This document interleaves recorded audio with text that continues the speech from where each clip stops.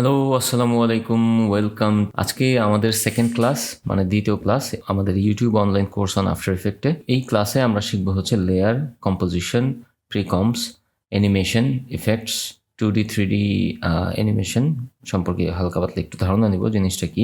এই অনেকগুলো টপিক আজকের ক্লাসে, অনেক বেশি টপিক বলতে গেলে। তো এগুলো খুবই ইম্পর্ট্যান্ট, এক একটা টপিক কাজ করতে গেলে এগুলো খুবই বেশি প্রয়োজন পড়ে। তো এই জন্য এই টপিকগুলো সম্পর্কে আগেই একটু ধারণা দিয়ে দিচ্ছি, যাতে এগুলো আর কি আপনাদের মাথায় থাকলে তখন আর কি আপনারা পরের বিষয়গুলো বুঝতে পারেন খুব সহজে।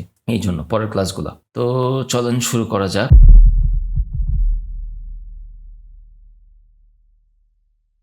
New project as usual.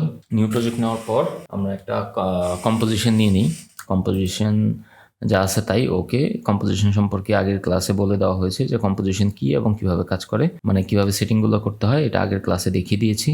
এখন শুধু ওকে দিলাম, একটা কম্পোজিশন নিয়ে নিছি। এটা জুম করার জন্য স্ক্রল হুইল সামনের দিকে স্ক্রল করলে জুম হয় এবং পেছনের দিকে স্ক্রল করলে জুম আউট হয়, এইভাবে। তো এখন আমাদের প্রথম টপিক ছিল হচ্ছে লেয়ার। তো লেয়ার বুঝতে হলে আমাকে এখানে লেয়ার নিতে হবে। লেয়ার নিতে হলে আমরা কিছু শেপ লেয়ার নেই। বাইরে ক্লিক করার কারণ হচ্ছে এটা যদি সিলেক্টেড থাকে তাহলে এই লেয়ারের মধ্যেই, মানে দুইটা অবজেক্টই একই লেয়ারের মধ্যে চলে আসবে। তো আমরা চাচ্ছি একাধিক লেয়ার, এই জন্য বাইরে সিলেক্ট করে নিয়ে তখন আর কি অন্য একটা লেয়ার নিচ্ছে। এই যে এটা যদি অফ করি, মানে আইকনটা যদি অফ করে দিই, টার্ন অফ করে দিই, তাহলে দেখেন দুইটাই চলে গেছে। এর মানে দুইটা অবজেক্টই একটা লেয়ারের মধ্যে আছে। আন্ডু করি, এবার একটা চলে আসছে। তো এখন আমরা আরেকটা নেই, হ্যাঁ, তারপরে ধরেন আরেকটা নিলাম। এই হলো অনেকগুলো লেয়ার হয়ে গেছে। তো এটার কালারটা একটু চেঞ্জ করে দিই।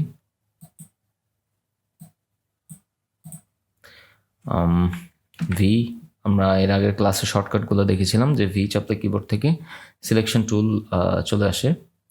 তো এবার এটার কালারটা একটু চেঞ্জ করে দিই। মোটামুটি 3টা লেয়ার আছে এইখানে, আর একটা ইমেজ লেয়ার নিয়ে নিব। ধরেন এই ইমেজটা নিলাম,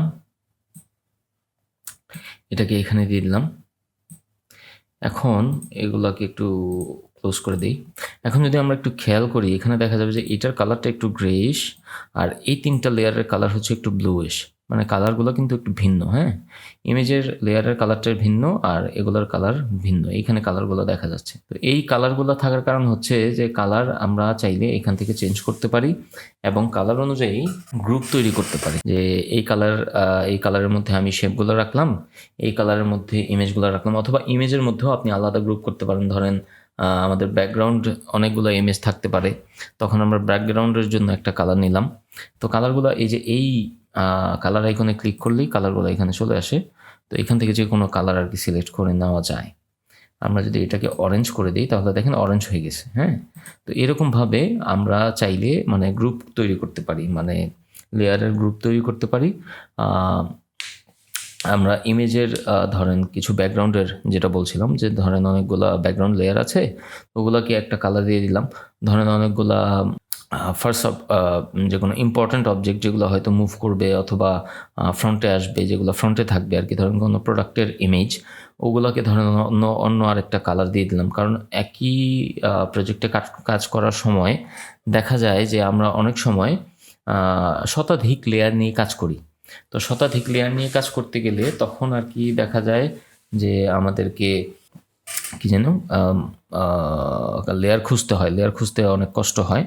তো এই জন্য কালার যদি চেঞ্জ করে নেই তাহলে আমরা মানে খুব সহজেই লেয়ারগুলোকে খুঁজে পাবো এবং বুঝতে পারবো যে লেয়ারগুলো আসলে কোথায় কোন অবস্থায় আছে, কি অবস্থায় আছে। তো এই জন্য এই কালারের বিষয়টা খুবই সুন্দর আর কি। আমরা চাইলে এটার কালারটাও একটু চেঞ্জ করে দিতে পারি, ইয়েলো, অথবা এটার কালারটা ধরেন সায়ান। তো এখানে 4 কালারের আছে, এটা ধরেন রেড করে দিলাম। এখানে 4 কালারের আছে, আমরা এইভাবে কালার চেঞ্জ করতে পারি লেয়ারের। এখন আরেকটা বিষয় হচ্ছে, যেমন এই লেয়ারটার নিচে অন্য লেয়ারগুলো এই লেয়ারের নিচে দেখা যাচ্ছে। তো আমরা যদি চাই এই লেয়ারটাকে যদি এইভাবে টেনে নিচে নিয়ে আসি তাহলে অন্য লেয়ারগুলো এই লেয়ারের উপরে চলে আসবে। এই একটা সিস্টেম, মানে এইখানে আমরা যদি কোনো লেয়ারকে কোনো লেয়ারের পেছনে রাখতে চাই অথবা ওপরে রাখতে চাই, ওইটা আমরা এইখান থেকে সিলেক্ট করতে পারবো বা এখান থেকে সেট আপ করতে পারবো বা সেটিং কি বলে অর্গানাইজ করে দিতে পারবো। আমরা যদি এইখান থেকে কন্ট্রোল শিফট ডি এই সেকেন্ড লেয়ারটা আমরা যদি চাই, এক কাজ করি, এটা এখানে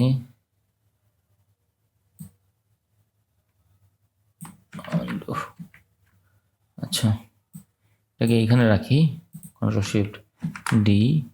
এই ওপরের লেয়ারটা আমরা যদি এটার নিচে নিয়ে আসি, তাহলে দেখেন এই যে এটা যখন এই লেয়ার পার হয়ে এখানে গেল, ওই লেয়ারের নিচে চলে গেছে। হ্যাঁ, এটা কিন্তু একটা ব্যাপার। তো লেয়ার আমরা চাইলে যেভাবে ইচ্ছা ম্যানেজমেন্ট করতে পারি, লেয়ারকে ছোট বড় করা যায়, এই করা যায়। তো এখন এটাকে আন্ডু করে দিই, Ctrl+Z, সবগুলো আন্ডু করে দিলাম। এখন আমরা একটু দেখবো যে লেয়ারগুলোকে কীভাবে ম্যানেজ করা যায়, মানে আগে পিছে করা যায়। আমরা চাচ্ছি যে এই 2 সেকেন্ড বা 2 সেকেন্ড পর্যন্ত আমরা এই ইমেজ লেয়ারটা অথবা ধরেন এই রেড লেয়ারটাই দেখাবো না। তো এই জন্য কী করতে পারি, এটাকে এইভাবে ধরে যখন অ্যারো চিহ্ন হয়ে যাবে তখন এটাকে এভাবে ধরে এইখানে এনে ছেড়ে দিতে পারি। যদি আমরা শিফট চেপে ধরি কিবোর্ড থেকে, তাহলে এটা এখানে ম্যাগনেটিক ইসের মাধ্যমে, ম্যাগনেটিক একটা ফাংশন আছে, ওইটার মাধ্যমে এটার সাথে এটা স্ন্যাপ হয়ে যাবে আর কি। তো স্ন্যাপ হয়ে যাওয়ার কারণে তো যখন এই টাইমলাইনের কার্সারটা এখানে আসবে তখন এটাকে দেখা যাবে, এর আগে দেখা যাবে না। এরকমভাবে আমরা মানে কি বলে লেয়ারকে সেট আপ করতে পারি। তো আমরা যদি চাই এটা স্মুথলি আসুক, তাহলে এটা থেকে ধরেন টিচ আপ দ্য অপাসিটি চলে আসে, এখানে এনে এটাকে এভাবে করে দিলাম। আমরা যদি এখন প্লে করি, দেখেন এটা স্মুথলি সামনে চলে আসতেছে। তো এইভাবে আর কি আমরা অ্যানিমেশনগুলো চাইলে করতে পারি। তো এই বিষয়গুলো কি, এগুলো আমরা পরে দেখব, পরে জানবো। আগে আমরা লেয়ার কীভাবে সেট আপ করা লাগে বা অর্গানাইজ করা লাগে এগুলো একটু দেখে নিই। তো এইখানে মোটামুটি এইটা বুঝলাম যে এটাকে ছোট কিভাবে করা যায়। এখান থেকেও আমরা চাইলে ছোট বড় করতে পারি, ওটা কোনো ব্যাপার না, দুই সাইড থেকে আর কি ছোট বড় করা যায়। তো আমরা কোনো একটা লেয়ারকে ধরেন এই পর্যন্ত ছোট করলাম, আমরা চাচ্ছি এটা শুরু হোক 3 সেকেন্ড থেকে, এটার লেন্থ যা আছে তাই থাকবে। তাহলে আমরা এভাবে ধরে ড্র্যাগ করব, ড্র্যাগ করার পর শিফট চেপে ধরবো কিবোর্ড থেকে, স্ন্যাপ হয়ে যাবে। ঠিক আছে, তো এইভাবে আর কি আমরা চাইলে মানে লেয়ারগুলোকে অর্গানাইজ করতে পারি সুন্দরভাবে। এরপরের যে বিষয়টা, এইখানে লেয়ারকে ম্যানেজমেন্ট করা, এখানে একটা ইমেজ, তো আমরা এক কাজ করি আরও কিছু লেয়ার নিয়ে আসি। এখানে আরও 3টা ইমেজ আছে, 3টা নিয়ে আসলাম। হ্যাঁ, 3টা চলে আসছে। আমরা চাইলে এখান থেকে ফোল্ডার ক্রিয়েট করতে পারি। যে এখানে লেখা আছে ক্রিয়েট নিউ ফোল্ডার, আমরা এখান থেকে ফোল্ডার ক্রিয়েট করতে পারি। লিখতে পারি ইমেজ, IMAGES, ইমেজেস, এটা লিখে এটার মধ্যে আমরা এই ফোল্ডারের মধ্যে এই ইমেজগুলা রেখে দিতে পারি। তো আমরা চাইলে এভাবে ফোল্ডার ক্রিয়েট করে লেয়ারগুলোকে সুন্দরভাবে সাজিয়ে রাখতে পারি। ধরেন আমাদের অন্য কোনো টাইপের লেয়ারও থাকতে পারে, ভিডিও লেয়ার থাকতে পারে, অথবা অনেকগুলা লেয়ার আছে ইমেজের, সেখানে যেমন ব্যাকগ্রাউন্ড আছে, তারপর হচ্ছে প্রোডাক্ট আছে, ওইভাবে আমরা চাইলে অর্গানাইজ করতে পারি আলাদা আলাদা ফোল্ডারে। তারপর হচ্ছে ধরেন ভিডিও আছে অনেকগুলো, কোনোটা ব্যাকগ্রাউন্ড থাকতে পারে, কোনোটা হয়তো ফোরগ্রাউন্ড থাকতে পারে, কোনোটা রোটোস্কোপ করা হইতে পারে, কোনোটা হয়তো ধরেন মাস্কিং করা লেয়ার হইতে পারে।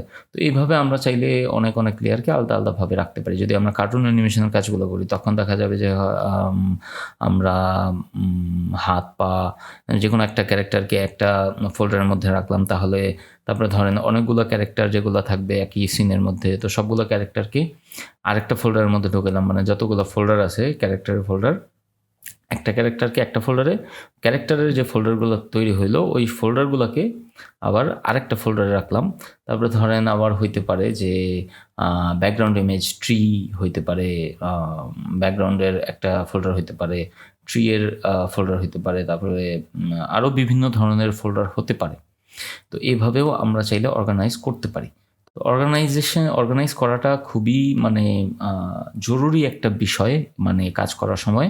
কারণ দেখা যায় যে আমরা অনেক সময় প্রজেক্ট বড় হয়ে গেলে তখন আর কি আমরা লেয়ারগুলোকে খুঁজে পাই না, খুঁজে পেতে কষ্ট হয়, সমস্যা হয়। তো এই জন্য মানে প্রতি একটা বিষয়কে আলাদা আলাদা ক্যাটাগরিতে বলতে পারেন, বিভিন্ন ওয়েবসাইটে বা বিভিন্ন বিষয়ে যেমন আলাদা আলাদা ক্যাটাগরি তৈরি করে রাখা হয় না, ঠিক ওইভাবেই মানে আমরা চাইলে আলাদা আলাদা ফোল্ডারে অর্গানাইজ করে তারপরে নিচে এইখানে লেয়ারগুলোকে আলাদা আলাদাভাবে যেভাবে যেখানে দরকার কালার দিয়ে ওইভাবে অর্গানাইজ করে রাখতে পারি। তারপর আবার অনেক সময় দেখা যায় যে আমরা কাজ করার সময় অনেকগুলো লেয়ার আছে যেগুলো শুধুমাত্র গাইডিংয়ের কাজ করে, আমাদেরকে গাইড করে লেয়ারগুলো। যেমন ধরেন আমরা যদি লেয়ার থেকে নিউ, এখান থেকে আমরা যদি নাল অবজেক্ট নেই, তাহলে এই নাল অবজেক্টটা কি করে, ধরেন এই শেপ লেয়ার, এটা কোনটা, ইয়েলোটা কই, এটা ইয়েলো, তো এইটাকে আমি নালের সাথে প্যারেন্ট করে দিলাম। এখন যদি আমি এই নাল অবজেক্টটাকে ধরে ঘুরাই তাহলে এই ইয়েলো অবজেক্টটা ঘুরতেছে।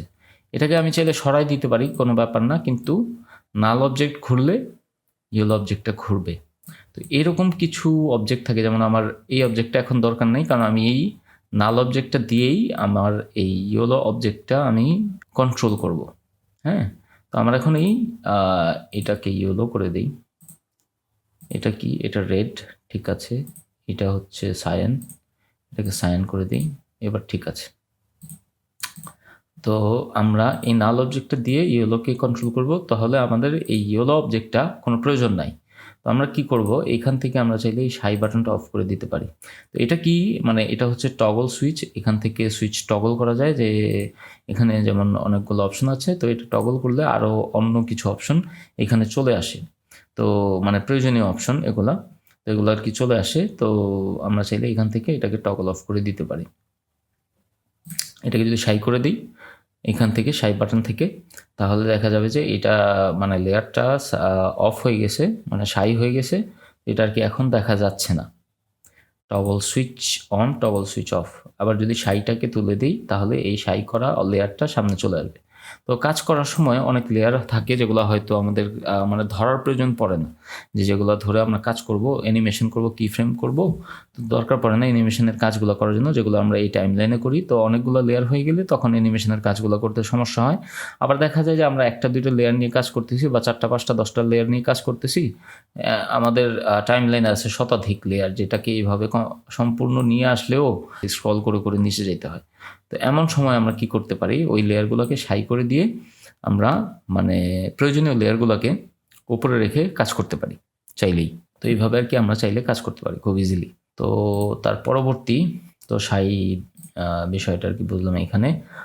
এবার একটু বুঝি যে এই বিষয়গুলো কি। এখানে যেমন অনেকগুলো বাটন আছে, কোনটা কি কাজ করে এগুলো একটু দেখি। যেমন এখানে আই চিহ্নিত যে বাটনটা আছে, এটা হচ্ছে আপনার হাইড এবং শো করার জন্য। হ্যাঁ, এটাকে ক্লিক অফ করে দিলে এটা রেন্ডারেও আসবে না, স্ক্রিনেও দেখা যাবে না। এভাবে শো হাইড করা যায় যে কোনো লেয়ারকে। তারপরে হচ্ছে আমাদের শেপ লেয়ার, এটাও শো হাইড করা যায়।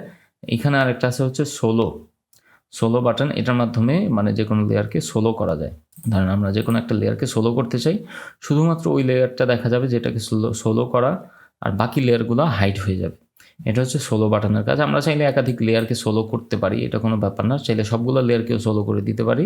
তো এভাবে আর কি কাজ করতে পারি। তবে সোলো করলে কি হয়, ওটা রেন্ডারে মানে যেগুলো হাইড হয়ে আছে ওগুলোও রেন্ডারে আসবে, কিন্তু সোলো করা হচ্ছে শুধুমাত্র কাজের জন্য, অন্যগুলোকে হাইড করা হচ্ছে। তো এইভাবে সোলো না থাকলে তখন সবগুলো লেয়ারই শো করবে।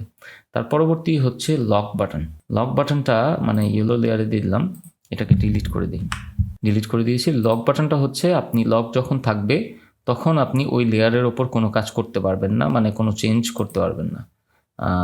আমি এখন চাইলেই এটার মধ্যে যে কোনো কিছু চেঞ্জ করতে পারবো না, কারণ লেয়ারটা লক করা। লেয়ারটা যদি লক করা না থাকে তাহলে আমরা চাইলে যে কোনো কিছু চাইলেই চেঞ্জ করতে পারি খুব easily. This is how it works.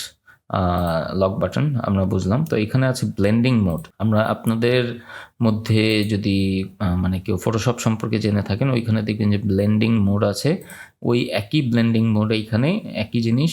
তো এখানে আর কি ধরেন কিছু এক্সট্রা ব্লেন্ডিং মোডও আছে, যেগুলো আর কি আমরা হয়তো মানে পরবর্তীতে শিখবো ইনশাল্লাহ।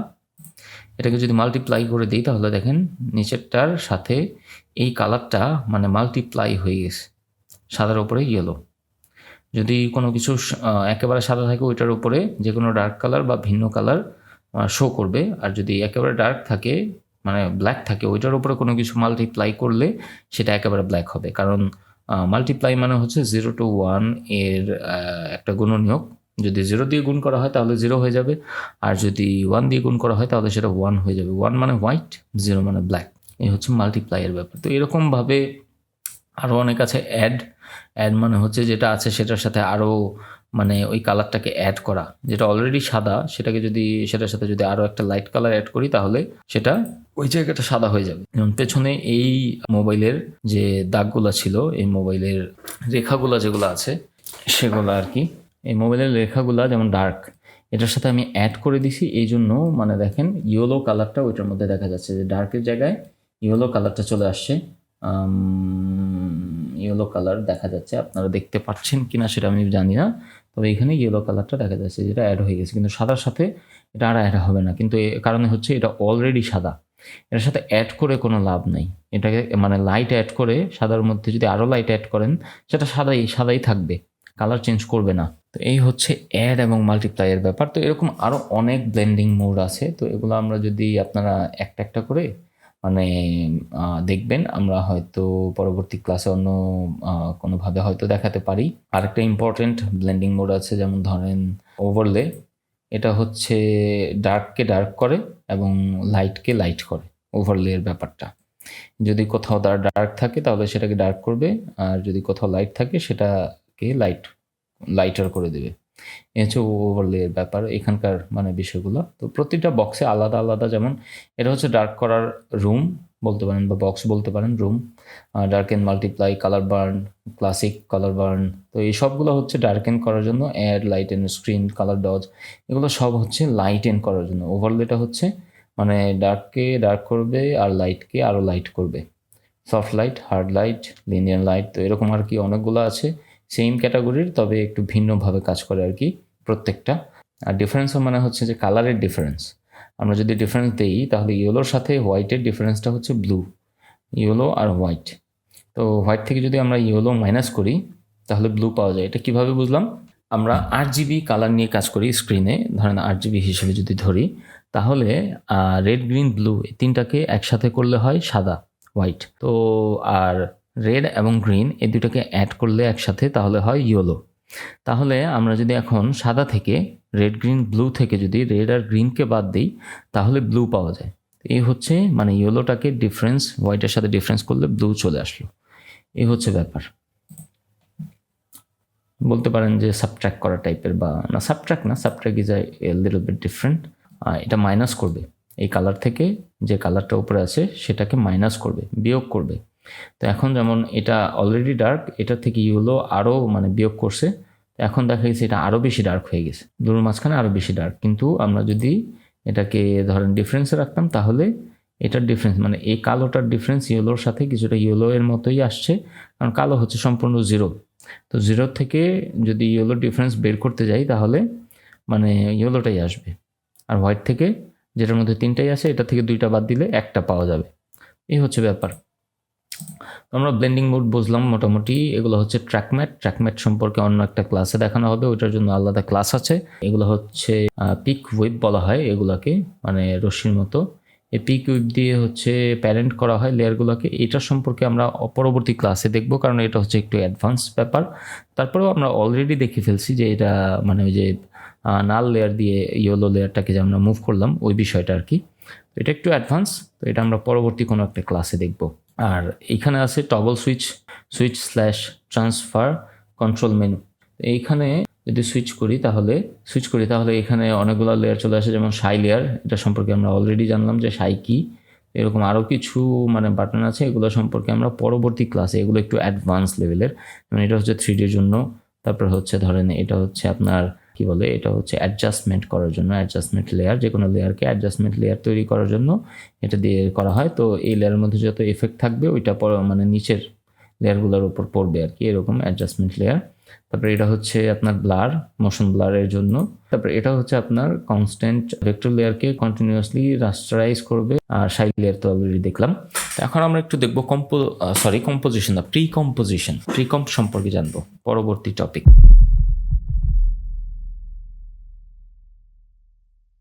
তো প্রিকম্প মানে হচ্ছে আমাদের অনেকগুলো লেয়ার আছে, যেগুলোকে আমরা হয়তো মানে লেয়ার খুব বেশি হয়ে গেছে, ধরেন 100-200 লেয়ার হয়ে গেছে, আমরা ওইখান থেকে কিছু লেয়ারকে একটা লেয়ারে পরিণত করব। ওই লেয়ারের ভেতরে যে আমরা ওই লেয়ারের মুভমেন্টগুলো বা অ্যানিমেশন যদি করা লাগে সেটা করবো, আর যদি না করা লাগে তাহলে তো নাই। যেগুলো অ্যানিমেশন করার দরকার নাই, একই সাথে আছে মানে একই সিরিয়ালে আছে, কোনো কাজ করতেছে না বা কোনো কিছু করা লাগতেছে না, সেগুলোকে একটা লেয়ারে নিয়ে যদি রাখতে পারি তাহলে সুবিধা হয় না? টাইম লাইনের অনেকগুলো জায়গা বাঁচে, তাহলে আমরা হয়তো অন্য লেয়ারের উপর কাজ করতে গেলে একটু বেশি জায়গা পাবো বা আমাদেরকে বেশি স্ক্রল করা লাগবে না। এরকম কিছু সুবিধা আর কি। আরও দেখা যায় যে ইফেক্ট দিতে গেলে কম্প লেয়ার কাজে লাগে, এফেক্ট দিতে গেলে তখন আর কি প্রি কম্প করলে ইফেক্টগুলো দিতে সুবিধা হয়, এরকম আরও কিছু বিষয় আছে। তো এই সব প্রয়োজনীয়তার কারণে প্রি কম্পের একটা সিস্টেম আফটার এফেক্টের মধ্যে আছে আর কি। এটাকে যদি Ctrl+Shift+C চাপি কিবোর্ড থেকে, তাহলে এটা প্রি কম্পের এই সেটিংটা চলে আসে। এই সেটিংয়ের থেকে আমরা চাইলে যে কোনো একটা নাম দিতে পারি ওপরে, ধরেন যে কোনো একটা নাম দিলাম প্রিকম্প, প্রিকম্প 001, এজেন্ট 001, প্রিকম্প 001। তো এটার মধ্যে এই বাটনটা পরে দেখতেছি। তো প্রিকম্প করলে ওকে দিলাম, সবগুলো লেয়ার একটা লেয়ারের মধ্যে চলে আসছে যার নাম হচ্ছে প্রিকম্প 001। এটার কালার অটোমেটিক দিয়ে দিয়েছে, আমরা চাইলে এখান থেকে কালার চেঞ্জ করতে পারি, সেটা কোনো ব্যাপার না। এটার মধ্যে যদি আমরা প্রিকম্পের ভেতরে যাই যদি দেখতে চাই, মানে এটা যে একটা লেয়ার হয়েছে এটা কীভাবে বুঝবো, এটাকে যদি হাইড করে দিই তাহলে দেখেন সবগুলো তিনটাই চলে গেছে, তার মানে সবগুলো লেয়ার এই লেয়ারের ভেতরে আছে। ভেতরে আছে কীভাবে বুঝবো, যদি ডাবল ক্লিক করি যে কোনো প্রিকম্পোজিশনের মধ্যে, তাহলে আমরা মানে এইখানে প্রিকম্পগুলোকে দেখতে পারবো, মানে প্রিকম্পের ভেতরে থাকা লেয়ারগুলোকে দেখতে পারবো। এই হচ্ছে প্রিকম্পের ব্যাপার। তো এখন আমরা একটু দেখবো যে আরেকটা যেটা দেখলাম প্রিকম্প করতে গিয়ে, তো প্রিকম্প শুধু Ctrl+Shift+C হচ্ছে শর্টকাট। আমরা যদি চাই এখানে লেয়ারে গিয়ে এইখানে সবার নিচে দেখেন প্রিকম্প নামের একটা আছে লেয়ার, এটাতে গিয়ে আমরা চাইলে প্রিকম্প করতে পারি, তখন আর কি এই ডায়ালগ বক্সটা চলে আসবে। এটা দিয়ে দিই শেপ লেয়ার প্রিকম্প PRECOMP 007, প্রিকম্প 007। এখন আমরা দেখবো হচ্ছে adjust composition duration to the time span of the selected layer. অর্থ হচ্ছে যে আমরা যেই লেয়ারটা সিলেক্ট করে রাখছি এটার যে টাইম স্প্যান আছে, অর্থাৎ যেইখানে যেইভাবে আছে টাইমটা টাইম লাইনে, ওইখানে ওইভাবে থেকে লেয়ারটা আর কি তৈরি হবে। ভেতরে কম্পোজিশনের মানে টাইম লাইনটা ওই পরিমাণ টাইম থাকবে এবং বাইরে যেখানে যেভাবে ছিল ওইভাবেই বসে পড়বে। আমরা যদি এটা না করি, ওইটা যদি মানে ওইভাবে না Ctrl+Shift+C যদি আমরা এটাকে উঠিয়ে দেই, তাহলে কি হয়, এটা সম্পূর্ণ জায়গা নিয়ে নিছে। তবে লেয়ার এটা এইখানে যেইখানে ছিল আপনার প্রিকম্পের ভেতরে যেও এটা ওইখানেই আছে, কিন্তু এটা আর কি এখানে সম্পূর্ণ জায়গাটা নিয়ে নিছে হচ্ছে আপনার এই টাইমলাইন থেকে প্রিকম্পটা। এইটা যদি আমরা চাই অ্যাডজাস্ট করে নিতে পারি অটোমেটিক্যালি, অথবা ভেতরে গিয়েও আমরা এটাকে অ্যাডজাস্ট করতে পারি, সেটারও আলাদা সিস্টেম আছে। যে কোনো একটা কম্পোজিশনকে আমরা ধরেন অনেক বড় কম্পোজিশন নিয়ে নিছি, আমরা যদি এখন চাই যে এটাকে ছোট করতে, মানে এই কম্পোজিশনটা আমরা ছোট করব, এত বড় কম্পোজিশন আমাদের দরকার নাই, তাহলে আমরা কি করব, মানে আমরা চাইলে এইটাকে এই কম্পোজিশনের বারটা আছে এটাকে চাইলে এভাবে ছোট করা যায়, শিফট চেপে ধরলে স্ন্যাপ হয়ে যায়। এটা আমরা একটু আগে জেনেছি।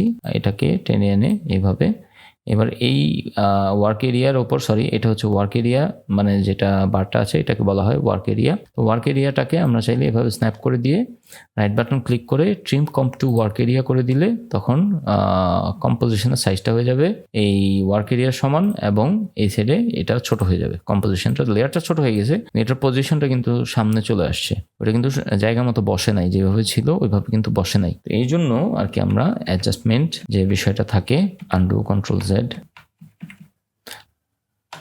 এই হয়ে গেছে। তো এখন আমরা যদি Ctrl+Shift+C অ্যাডজাস্ট কম্পোজিশন ডিউরেশন দিয়ে দিই, তাহলে এটা অটোমেটিক্যালি এখানে জায়গা মতো বসে যায়, মানে কম্পোজিশনটা বেশি জায়গা নেয় না বা ঝামেলা করে না। এই হচ্ছে মানে প্রিকম্পের ব্যাপার। যে কোনো কম্পোজিশনকে আমরা চাইলে এইভাবে টাইমলাইন টেনে এনে ছোট করতে পারি। Right button click, trim comp to work area, এটা ছোট হয়ে গেছে, চাইলে 8 সেকেন্ড করে দিতে পারি। এখানে 8 সেকেন্ড লেখা আছে, trim comp to work area, দেখেন এই যে এখানে 8 সেকেন্ড। তো এইভাবে আমরা চাইলে কম্পোজিশনকে ছোট বড় করতে পারি, লেয়ারকে ছোট বড় করতে পারি, ওপরে নিচে করতে পারি, অর্গানাইজ করতে পারি। তো অনেকগুলো বিষয় কিন্তু অল্প সময়ের মধ্যে জেনে ফেললাম এই মুহূর্তে। অ্যানিমেশন কি, আরেকটা বিষয় যেটা হচ্ছে তখন খেয়াল করিনি প্রিকম্প দেখানোর সময়, Ctrl+Shift+C। তো এখানে আর কি যেমন leave all attribute in comp 1, use this option to create new intermediate composition with only iPhone 14 Pro Max. আচ্ছা সরি, এটার নাম হচ্ছে iPhone 14 Pro Max JPG ইমেজের নামটা, এটা আমি একটু ভয় পেয়ে গেছিলাম। iPhone 14 Pro Max কোথা থেকে আসবে আফটার এফেক্টে। In it the new composition will become the source to the current layer. এটাকে যদি এভাবে সিলেক্ট করে দেই তাহলে কি হয়, মানে এটা হচ্ছে এটার মধ্যে যে অ্যাট্রিবিউটগুলো থাকে ওটাকে লিভ করে চলে যায়। যেমন অ্যাট্রিবিউট কি, এটাকে যদি একটা কার্ভ CURVE কার্ভ অ্যাডজাস্টমেন্ট দেই, তাহলে একটু বড় করে দিতে হবে, কোনটা ওইটার কার্ভ হইতেছে না, এখন আমরা যদি এটাকে Ctrl+Shift+C লিভ অল অ্যাট্রিবিউট দেই, তাহলে ওকে দেই, তাহলে দেখবেন এটার মধ্যে মানে সব এই ইফেক্টটা এটার মধ্যে রয়ে গেছে। হ্যাঁ, আর যদি আমরা Ctrl+Shift+C লিভ অল অ্যাট্রিবিউট না দিয়ে মুভ অল অ্যাট্রিবিউট দেই, তাহলে দেখেন এটার মধ্যে থেকে সবগুলা এফেক্ট ভেতরে চলে গেছে, লেয়ারের সাথে সাথে চলে গেছে, ভেতরে চলে আসে। এই একটা ব্যাপার লিভ অল অ্যাট্রিবিউটের। আরেকটা ব্যাপার হচ্ছে 3Dর কাজ করার সময় কিছু একটা কাজে দেয়, ছোট কোনো একটা ব্যাপারে, ওইটা আমরা পরবর্তী কোনো ক্লাসে দেখবো ইনশাল্লাহ, যখন 3D নিয়ে কাজ করবো 3Dর ক্লাসের মধ্যে দেখব। তো পরবর্তী টপিক হচ্ছে আমাদের প্রিকম দেখলাম, প্রিকম্পোজ লেখা, যেটা প্রিকম্পোজ দেখলাম, অ্যানিমেশন, এফেক্ট এবং রেন্ডারিং। অ্যানিমেশনটা একটু দেখি।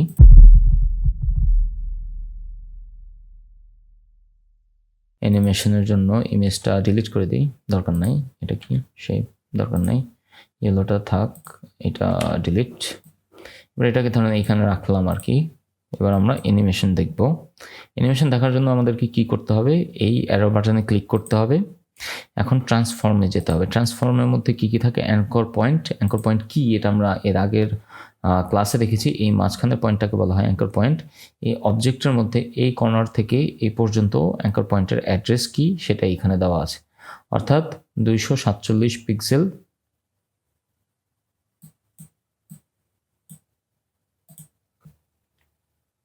এটা 0 এইখানে কেন আসতেছে ভাই?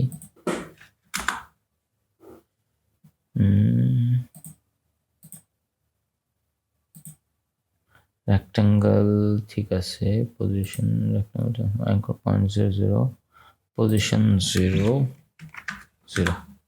এবার ঠিক আছে, একটু উল্টাপাল্টা হয়ে গেছিল মেবি। অ্যাঙ্কর পয়েন্ট সবসময় 0তে থাকার কথা, তো আমরা এটা অফ করে দিই, ওগুলো বোঝার দরকার নেই কীভাবে কি ঠিক করলাম। অ্যাঙ্কর পয়েন্টটা মাঝখানে আছে, যেটার অ্যাঙ্কর পয়েন্টের অ্যাড্রেস হবে 0 0, যেটা হচ্ছে মিডলে থাকবে, একেবারে মিডলে। আমরা যদি চাই এটাকে এভাবে সরাতে পারি, অ্যাঙ্কর পয়েন্টকে সরাচ্ছি আমরা, অবজেক্টকে না। তো অবজেক্টটা হচ্ছে অ্যাঙ্কর পয়েন্টের সাথে কানেক্টেড। আমরা যদি পজিশন চেঞ্জ করি তাহলে সম্পূর্ণ লেয়ারের পজিশনটা চেঞ্জ হবে। অ্যাঙ্কর পয়েন্টের পজিশন চেঞ্জ করা মানে হচ্ছে, মানে এটার পজিশন চেঞ্জ না করা, মানে এটা শুধু অ্যাঙ্কর পয়েন্টের পজিশনটাকে চেঞ্জ করা।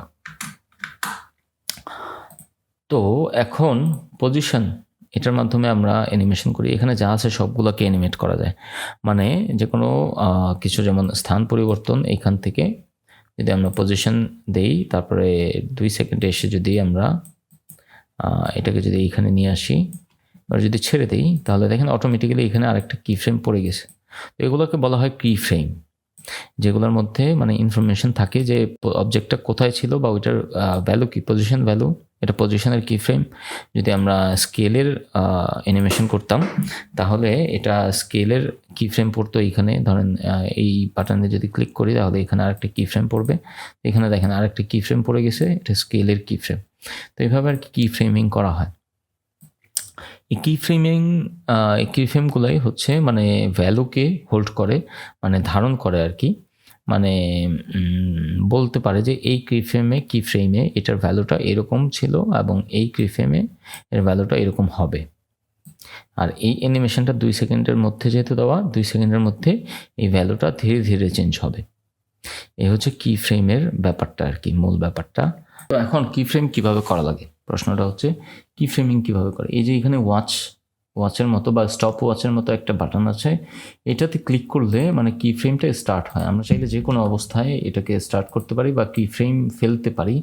আমরা যদি চাই এইখানেও একটা কি ফ্রেম দিতে পারি, এটা এইখান থেকে কি ফ্রেমিং শুরু করবে, বুঝতে পারছেন? তো এখন যদি আমরা এটাকে এদিকে চাপায় নিয়ে আসি, তাহলে এদিকে চাপায় নিয়ে আসলাম, এখন এটা এখানে আছে। হ্যাঁ, এটাকে এদিকে দিয়ে দিই, এটাকে 0 করে দিই।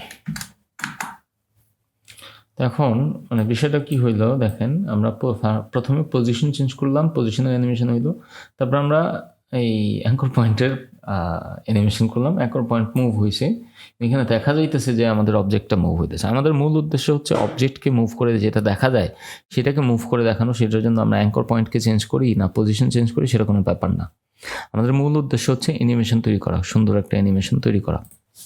তো সেটার জন্য যা যা করা লাগে আমরা তাই করব। তো পরবর্তী সেটা হচ্ছে যে আমরা কিভাবে কি ফ্রেম দিতে পারি সেটা শিখলাম বা জানলাম। আর পজিশন হচ্ছে পজিশনের কি ফ্রেমিংটাও দেখলাম। আরেকটা যেমন অপাসিটি যদি দিতে চাই তাহলে সেটাও দিতে পারি আমরা চাইলে। এখানে আস্তে আস্তে এটার অপাসিটিটা হয়ে আসবে আর কি, অপাসিটিটা চলে আসবে। এটাকে এইখানে নিয়ে আসি,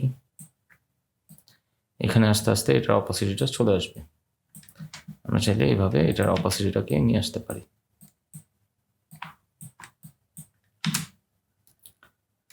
ঠিক আছে, এভাবে অপাসিটি নিয়ে অ্যানিমেশন করা যায়। তারপর হচ্ছে রোটেশন। হ্যাঁ, এখন আমরা চাইলে এখান থেকে রোটেশনেরও একটা এখান থেকে না দিয়ে আমরা এখানে যে রোটেশনের একটা অ্যানিমেশন তৈরি করি। এখানে আস্তে আস্তে এটা একটা রোটেট হবে। এখানে রোটেশনটা ডিপেন্ড করা হচ্ছে ডিগ্রির উপর। তো প্রথম যে 00 দেখা যাচ্ছে এখানে 0 থেকে 360 ডিগ্রি তো থাকে তো সম্পূর্ণ একটা রাউন্ডে। তো এখানে ধরেন 359 পর্যন্ত আর কি আপনি এখানে ভ্যালু দিতে পারবেন। যখনই এটা এক ডিগ্রি বেড়ে যাবে, আমি যদি কিবোর্ড থেকে আপ অ্যারো কি চাপি, উপরের দিকে যে অ্যারো কিটা থাকে ওইটা যদি চাপি তাহলে এটা 0 হয়ে যাবে এবং পরবর্তী এখানে দেখা যাবে যে 1 হয়ে গেছে। এটা হচ্ছে সাইকেল আর এটা হচ্ছে ডিগ্রি। এটা হচ্ছে 1 সাইকেল, এটা হচ্ছে ডিগ্রি। এই হচ্ছে ব্যাপার। ধরেন 1 সাইকেল এখানে এখানে একটা ব্যাপার আছে, সেটা হচ্ছে যে আমরা এর আগের ক্লাসে মেবি দেখেছিলাম বা জেনেছিলাম যে অ্যাঙ্কর পয়েন্ট থেকেই আমাদের লেয়ারের অ্যানিমেশনটা হয়। হ্যাঁ, লেয়ারের অ্যানিমেশনটা হয়। তো এটা যখন রোটেট করতেছে অ্যাঙ্কর পয়েন্ট থেকে, সম্পূর্ণ অবজেক্টটাকে রোটেট করতেছে, যেহেতু অ্যাঙ্কর পয়েন্ট চেঞ্জ হচ্ছে অবজেক্টের, তো এই জন্য অবজেক্টটা দূর দিয়ে রোটেট করতেছে। আমরা যদি সেম রোটেশনটা এখানে একটা কি ফ্রেম দিই, এখন এই সাইডে যে বাটনগুলো আছে এগুলোর মাধ্যমেও কিন্তু কি ফ্রেম দেওয়া যায়। আমরা যদি রোটেশনের এখানে একটা কি ফ্রেম দিই এবং এখানে যদি 1 দিয়ে দিই, আমরা ভ্যালু দেওয়ার সাথে সাথে অটোমেটিক কি ফ্রেম পড়ে যাবে। তো একবার যদি এই স্টপ ওয়াচটাকে অন করে দিই তাহলে আমরা ভ্যালু চেঞ্জ করার সাথে সাথে কি ফ্রেম পড়ে যায়। এই একটা সুবিধা আছে, খুব সুন্দর একটা বিষয় আফটার এফেক্টের। তো আমরা চাইলে এটাকে এখানে দেখতে পারতেছি। এটা কিন্তু এটা মাঝখান থেকে অটোমেটিক। আচ্ছা, এক কাজ করি, অপোসিটিটাকে অফ করে দিয়ে, দরকার নেই। এখন দেখেন এটা যখন এখান থেকে মুভ করতেছে তখন এটা নিজের মাঝখানের পয়েন্ট থেকেই ঘুরতেছে। এটার কারণটা হচ্ছে এটার সেন্টার পয়েন্টটা হচ্ছে মাঝখানে।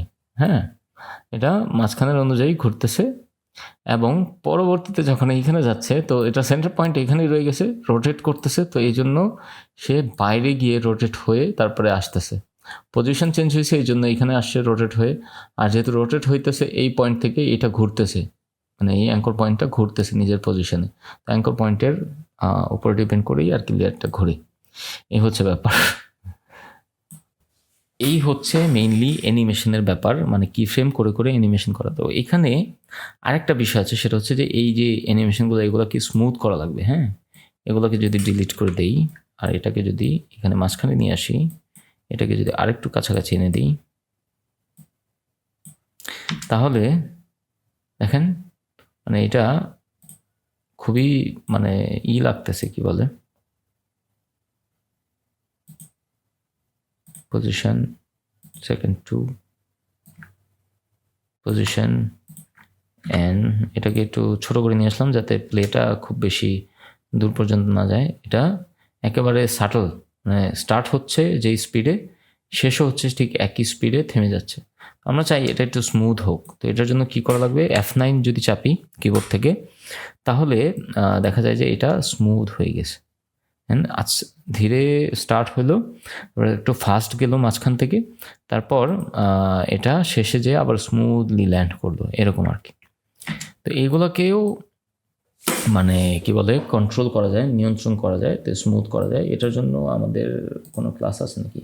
এই যে কি ফ্রেম অ্যানিমেশন, এই ক্লাসের মধ্যে আমরা দেখবো যে এই বিষয়গুলো কি।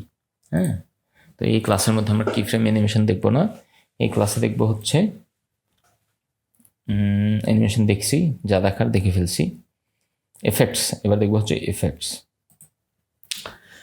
তো কি ফ্রেম অ্যানিমেশনের এই স্মুদিংটা দেখে ফেললাম, যে স্মুথ করলাম কিভাবে, F9 কিবোর্ড থেকে F9 চাপলাম তাহলে এটা স্মুথ হয়ে গেল। আমরা যদি রাইট বাটন ক্লিক করে এখানে দেখেন কি frame assistant, easy ease F9, easy ease in F9, shift F9, আর easy ease out control shift F9। তো আমরা যদি ইজি ইজ ইন দেই তাহলে কি হবে, এটা ইন হবে ইজিলি, কিন্তু শেষটা হবে মানে ওই একই স্পিডে, সাটল স্পিডে।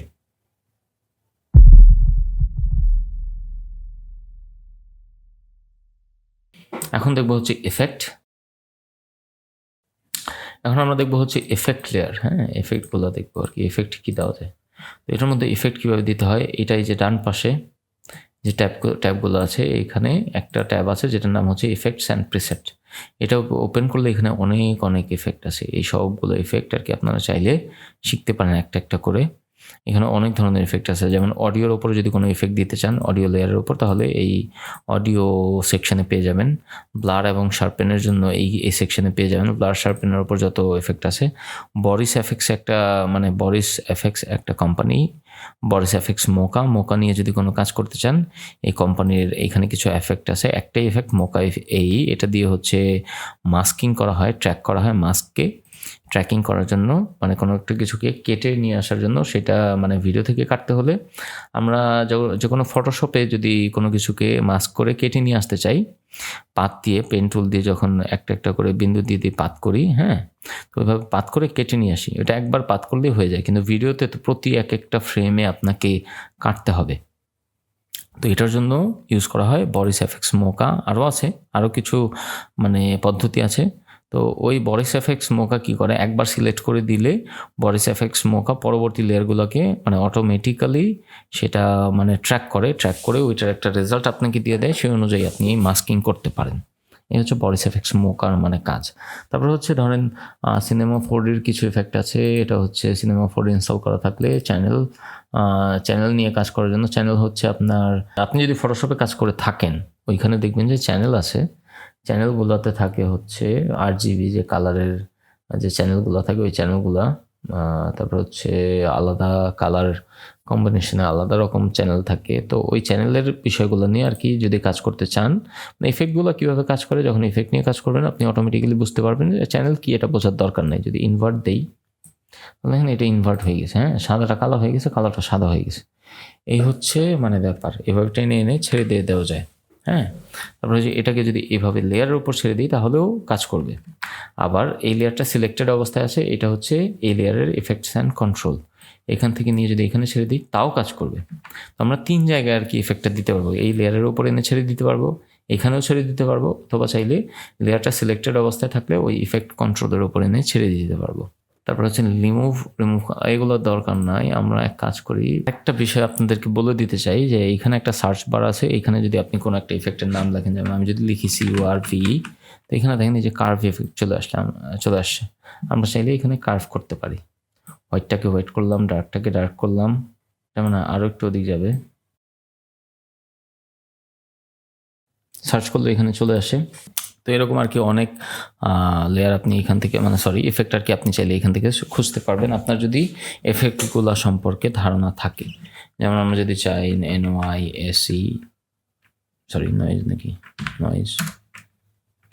নয়েজ ডিনয়েজ, এখানে অনেকগুলো নয়েজেরই আছে। নয়েজ আমরা যদি চাই এখানে নয়েজ দিতে পারি, ফ্র্যাক্টাল নয়েজ দিতে পারি। ফ্র্যাক্টাল নয়েজ হচ্ছে এটাকে অফ করে ডিলিট করে দিই। এখানে যদি সিলেক্ট করে কিবোর্ড থেকে ডিলিট বাটন চাপি, একটা জিনিস আর কি বলা হয় নাই, এখানে সিলেক্ট করে যদি কিবোর্ড থেকে ডিলিট বাটন চাপি তাহলে এটা ডিলিট হয়ে যাবে। Ctrl Z আন্ডু করলাম।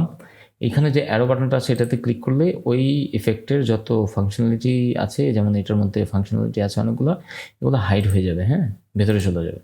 আমরা যদি চাই যে কোনো একটা ইফেক্টে এভাবে মানে উপরে নিচে করতে পারি, অ্যারেঞ্জ করতে পারি। আমরা চাইলে কোনটার আগে কোনটা দেবো, কোনটাকে পরে দেবো, এটা চাইলে আমরা মানে এখান থেকে সিলেক্ট করে দিতে পারি। এটাকেও লেয়ারের মতো উপরে নিচে করা যায়, কোনটাকে আগে রাখবো কোনটাকে পরে রাখবো সেরকম আর কি। আমরা কার্ভটাকে নিচে নিয়ে আসলাম।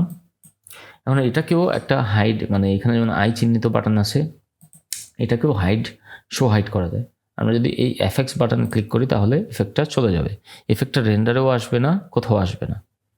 তো এখন আমরা এই ফ্র্যাক্টাল নয়েজ এটার কিছু মানে কি বলে এফেক্ট দেখি। এটা বাদ দিই, আসলে লেয়ারটাই বাদ দিয়ে দিই। এটাকে Ctrl+Y, যদি কিবোর্ড থেকে Ctrl+Y-তে যাই, আচ্ছা লেয়ার কীভাবে নিতে হয় এটা সম্পর্কে হয়তো বলা হয় নাই।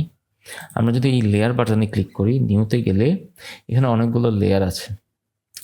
তো এই লেয়ারগুলো হচ্ছে যেমন টেক্সট লেয়ার, এটা দিয়ে হচ্ছে টেক্সট লেখা হয়। টেক্সট লেয়ারের মধ্যে আমরা চাইলে এখানে যে কোনো কিছু লিখতে পারি। এটা হচ্ছে টেক্সট লেয়ার, আমরা চাইলে টেক্সট লেয়ার নিতে পারি। তার পরবর্তী হচ্ছে এখানে আছে সলিড লেয়ার। এটা হচ্ছে সম্পূর্ণ সলিড একটা লেয়ার, যেটার মধ্যে এখানে সাইজটা দেওয়া হচ্ছে কম্পোজিশনের সাইজ 1920x1080, যেটা আমরা কম্পোজিশন নেওয়ার সময় আর কি দিয়ে দিয়েছিলাম। এটার ইউনিট হচ্ছে পিক্সেল, স্কোয়ার পিক্সেল, মানে যেভাবে কম্পোজিশনের সাইজ আছে ওইভাবেই আছে। আর যদি না থাকে কম্পোজিশনের সাইজের মতো না থাকে, যদি উল্টাপাল্টা থাকে, তাহলে আমরা যদি এই বাটনে ক্লিক করি মেক কম্প সাইজ, তাহলে এটা অটোমেটিক্যালি কম্প সাইজে চলে আসবে। কম্পোজিশনের যেই সাইজ থাকবে সেই সাইজেই চলে আসবে। এখানে দিয়ে দিলাম। এটার কালারটা আমরা চাইলে আন্ডার কন্ট্রোল ওয়াই, এখান থেকে আমরা চাইলে কালার চেঞ্জ করে দিতে পারি। এখান থেকে কালার চেঞ্জ করে দিয়ে এখানে দিয়ে দিতে পারি ইজিলি। এটা হচ্ছে সলিড লেয়ার। এটার মধ্যে আমরা যদি যে কোনো একটা এফেক্ট যদি দিতে চাই, এফেক্ট আমি প্রেসের থেকে এখান থেকে যদি ফ্র্যাক্টাল নয়েজটা নিয়ে নিই, আমরা চাইলে এখানে একটা নয়েজ এফেক্ট দিতে পারি। এটার কিছু সেটিং আছে, আমরা চাইলে এখান থেকে সেটিংগুলো চেঞ্জ করতে পারি। কন্ট্রাস্ট যদি দিই তাহলে লাইটটা লাইটার হবে, ডার্কটা ডার্কেস্ট হবে। এ হচ্ছে মানে কন্ট্রাস্টের কাজ, লাইটটাকে লাইট করে এবং ডার্কটাকে ডার্ক করে। আর তারপর হচ্ছে ব্রাইটনেস, এটা চাইলে ব্রাইটনেস বাড়ায় দেওয়া যায়।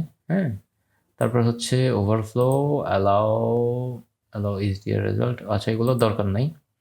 হচ্ছে যেমন ট্রান্সফর্ম, এখান থেকে আমরা চাইলে স্কেলকে ছোট বড় করতে পারি। এই যে ইফেক্টটা আছে এটাকে 100 করে দিই, তাহলে এটার স্কেলকে আমরা চাইলে ছোট বড় করতে পারি। হ্যাঁ, 100 দিয়ে দিই, যেটা কি নর্মালি থাকে। এখান থেকে রাইট বাটন ক্লিক করে আমরা চাইলে রিসেট করতে পারি। রিসেট করলে এটা যে ডিফল্ট ভ্যালুটা থাকে ওইটা চলে আসবে। আমরা যদি চেঞ্জ করে দিই রাইট বাটন রিসেট 100-এ চলে আসে। এই হচ্ছে যে কোনো অপশনকে আমরা চাইলে রিসেট করতে পারি। ব্রাইটনেস রিসেট, কন্ট্রাস্ট রিসেট, সবগুলো রিসেট করে দিলাম। তো ইফেক্টকে এইভাবে মানে চেঞ্জ করা যায়। তো তারপর আমরা যদি চাই এখান থেকে কার্ভ নিতে পারি, CURVE কার্ভ নিয়ে আসলাম। এখন আমরা চাইলে এটাকে লাইটকে লাইটার করতে পারি, ডার্ককে ডার্কার করতে পারি। আমরা যদি চাই অন্য একটা চ্যানেলে যে রেড চ্যানেলে যে আমরা রেড চ্যানেল কেও সেম কিছু করতে পারি। আমরা যদি ডার্কে রেডটাকে বাড়ায় দিই, লাইটে ডার্কে রেড কমে যাবে, ডার্কে হচ্ছে ব্লু ডার্কে ব্লুটা বেশি থাকবে এবং লাইটে ব্লুটা কম। এটাকে সাটল করে দিই এবং গ্রিনটা এরকম আর কি করা যেতে পারে। একটা ইফেক্ট আর কি এরকমভাবে দিয়ে দেওয়া যেতে পারে, কার্ভের মাধ্যমে চেঞ্জ করে দেওয়া যেতে পারে। আমরা যদি এখন এটাকে ইভলিউশন, এখানে একটা আছে, এটাকে যদি কিবোর্ড থেকে যদি আমরা ইউ চাপি তাহলে এটার যে কিফ্রেমগুলো থাকে ওগুলা সামনে চলে আসে। আমরা যদি এখন ইভলিউশনটাকে এখানে যদি 2 ডাবল সাইকেল করে দিই, তাহলে কি হয়, এটা ইভলভ হয়। হ্যাঁ, ইভলিউশন মানে হচ্ছে যে এটা ইভলভ করতেছে, মানে চেঞ্জ হচ্ছে। হ্যাঁ, এ হচ্ছে ইভলিউশনের কাজ। ইভলিউশন দিলাম, মোটামুটি সবই দেখলাম, অনেক কিছুই দেখলাম। আমরা চাইলে এইভাবে আর কি ইফেক্ট দিতে পারি, যে কোনো ইফেক্ট এখান থেকে নিয়ে দিতে পারি। পরবর্তী টপিক হচ্ছে 2D 3D।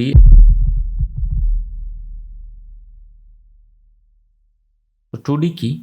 2D হচ্ছে 2D অ্যানিমেশন আর 3D হচ্ছে 3D অ্যানিমেশন। এই লেয়ারটাকে ডিলিট করলাম, এটাকে নিয়ে আসি। কারণ এটা একটা এখান থেকে আগে এটাকে ঠিক করে দিই, সাইজ আছে ট্রান্সফর্ম করে পজিশন 0 0 মাঝখানে চলে আসছে। হ্যাঁ, এখন 2D অ্যানিমেশন হচ্ছে যেমন এটা এখান থেকে কিবোর্ড থেকে ভি চাপলে সিলেকশন লেয়ার, এটা অ্যাঙ্কর পয়েন্ট করে 0 0, যেটা কি 0 করে দিলাম, অ্যাঙ্কর পয়েন্টটা মাঝখানে চলে আসছে।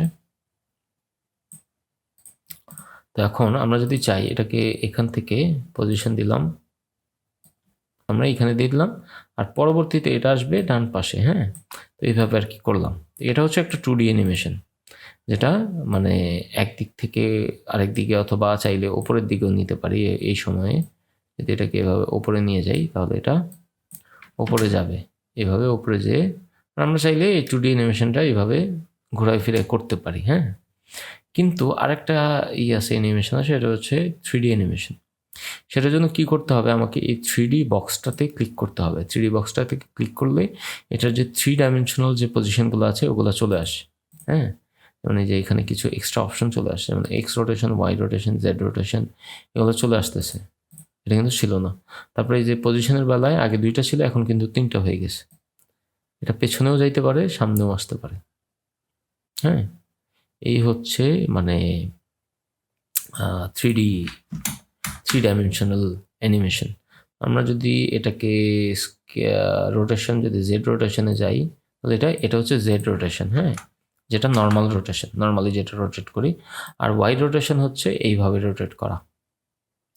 যখন এই 3D ওপেন করলাম, অন করলাম, তখন দেখেন এখানে একটা গিজমো চলে আসছে। এটা হচ্ছে 3D গিজমো আর কি। আমরা যদি এটাকে এভাবে রোটেট করি তাহলে এটা দেখা যায়, এটা একটা গ্রিন কালারের গিজমোটা, এটা হচ্ছে ওয়াই রোটেশনের জন্য, আর রেডটা হচ্ছে এক্স রোটেশনের জন্য, আর ব্লুটা হচ্ছে এই যে ব্লুটা হচ্ছে জেড রোটেশনের জন্য। তো আমরা যদি চাই এইখানে এসে রোটেশনগুলো সবগুলা 0 করে দিই, এক্স ওয়াই, এবং এইখানে এনে এক্সকে এরকম করলাম, ওয়াইকে এরকম করলাম বা এরকম করলাম। হ্যাঁ, এটা যদি এইখানে আনি, এটাকে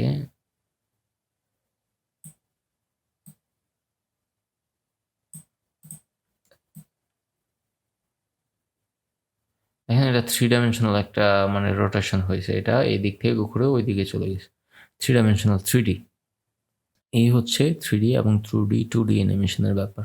মানে যে কোনো লেয়ারকেই আমরা এইভাবে মানে 3D এবং 2D তে ডিফারেন্টলি অ্যানিমেট করতে পারবো, 3 ডাইমেনশনালি এবং 2 ডাইমেনশনালি যে কোনো লেয়ারকে। এই হচ্ছে 3D এবং 2D অ্যানিমেশনের ডিফারেন্স।